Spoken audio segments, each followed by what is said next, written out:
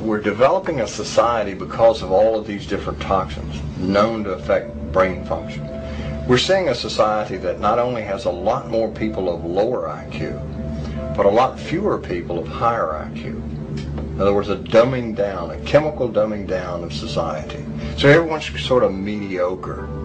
That leaves them dependent on government because they can't excel. We have these people of lower IQ who are totally dependent. Then we have this mass of people who are going to believe anything they're told because they can't really think clearly. And very few people of very high IQ who have good cognitive function who can figure this all out. And that's what they want. So, you can kind of piece it together as to why they are so insistent in spending so many hundreds of millions of dollars of propaganda money to dumb down society.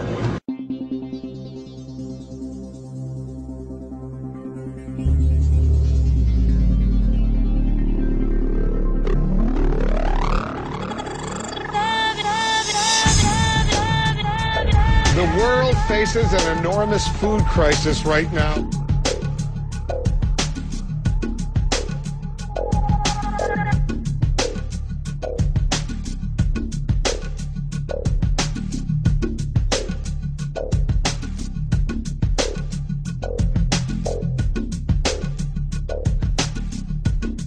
He who controls food controls the world. Mankind is facing a massive threat. But it is not the threat of global warming or the threat of terrorism. It comes in the form of an insidious set of food standards known as Codex Alimentarius.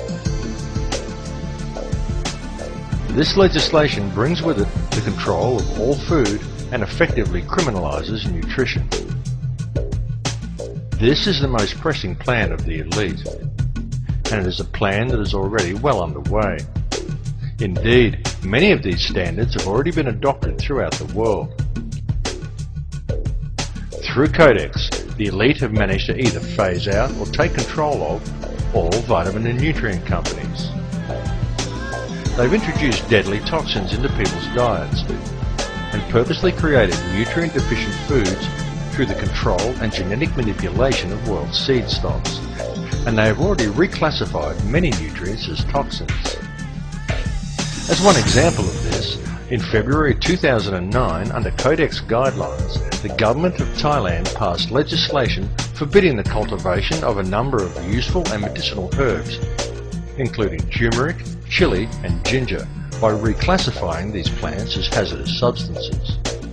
The global implementation of Codex Alimentarius becomes effective between December 2009 and February 2010. This will effectively condemn select sections of the global population to death through the forced consumption of toxic and nutrient-deficient foods. Depopulation is high on the globalist agenda. It is happening right now, right before your eyes. They are doing it in the Middle East with wars and starvation, and in Western countries with food toxins, water toxins and aerial spraying. The underground seed vaults being constructed around the world are not to protect the world's seeds from any coming catastrophe. They are to protect the genetically pure and wholesome seed stock of the elite, in order to provide them with clean, nutrient-rich food for years to come, and to keep the supply out of the hands of the people, who will be fed nutrient-devoid, genetically modified foods designed to kill them, but slowly, so that people don't notice it being done. If we allow Codex Alimentarius to be implemented worldwide, it is expected that in the first 3 years, 3 billion people will die from preventable diseases and malnutrition alone. Please understand that this is a plan to depopulate at least 80% of the world, and that most likely includes you. And no, this is not a joke, and it is not some wild conspiracy theory. It is the absolute truth. And this matter seriously needs to be addressed. All the information regarding this is available in the public domain. Though of course, you are not hearing it being reported by the mainstream media due to the simple fact that the money cartels who are implementing the plan own the mainstream media. There are an enormous amount of people who have been trying to warn you about this, but the people are kept distracted by any and every means conceivable to distract them. Distracted by taxes, by sex, by crime, by media propaganda, by sport, body image, fashion, meaningless celebrity gossip, by war, the threat of terrorism, global warming, by TV, and more TV.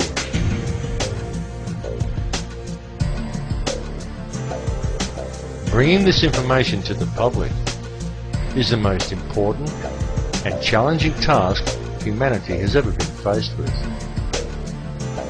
This time, what is at stake is our global survival, and it is a situation that we cannot allow to be ignored. Here's what we can do to change the world right now to a better ride. Take all that money we spend on weapons and defense each year and instead spend it feeding, clothing, and educating the poor of the world, which it would many times over, not one human being excluded, and we can explore space together, both inner and outer, forever in peace.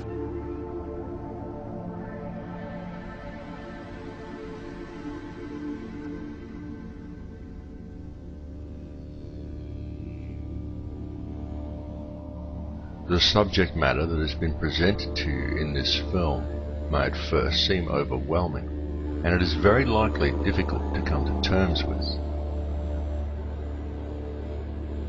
It is important to understand that the information has not been presented in order to instill fear, but rather to raise an awareness of what is truly happening in our world. It is not the time for despair at this information, but rather it is an opportunity for new hope. But should we fail to act on this information, then the world that we are allowing to be created for our children may well be a world that will not be worth living in.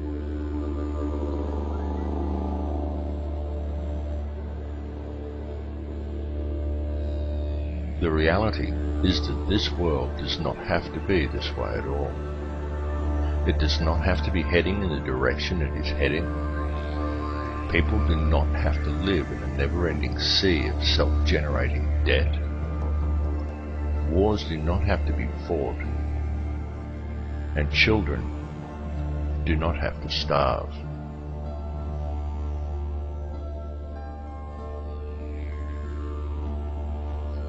This has been unfolding for many, many years, but the people are kept distracted by design, so for the most part they haven't yet noticed.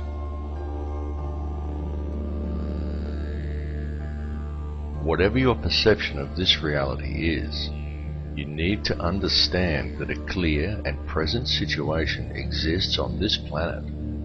It is happening right now, and it requires your urgent attention.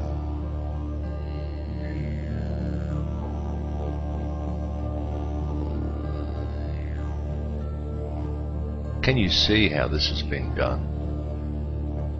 Can you see the reality that we have been collectively taught as whole societies to ignore everything around us and to focus our attentions on the collecting of as much money as possible from either working for or profiting from another human being, and then to use it to buy as many baubles and trinkets as we can in order to gain more status in our society.